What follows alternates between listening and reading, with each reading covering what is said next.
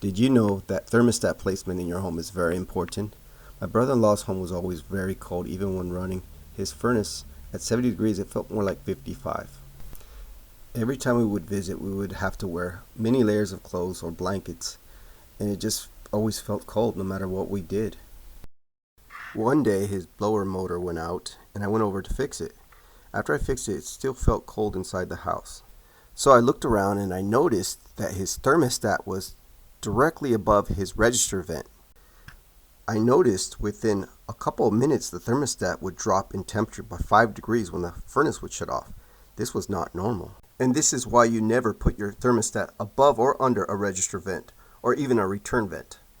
It creates false readings. It will shut off your furnace prematurely before the rest of the living space has reached the desired temperature, and it will create short cycling. On and off, on and off. It'll keep going, but the home will never feel warm. Step 2, make sure your thermostat is mounted 5 feet or 60 inches above the floor. Too low, the thermostat won't sense the heat, and too high, it will sense too much heat since heat rises. Step 3, place your thermostat on interior walls, not the exterior walls inside your home. Step 4, place your thermostat in a room that is frequently used but not the warmest or the coldest in the house. Step 5, avoid areas near exterior doors or exterior doors near a hallway or an entryway. Step 6, avoid installing your thermostat near drafty windows. Step 7, direct sunlight. Sunlight hitting the thermostat can cause it to read artificially high. Step 8, heat sources. Do not install your thermostat near stoves or in a kitchen, by ovens, televisions that run hot, lamps that are running hot as well, or any other heat generating appliances in your home. Step 9, hidden areas.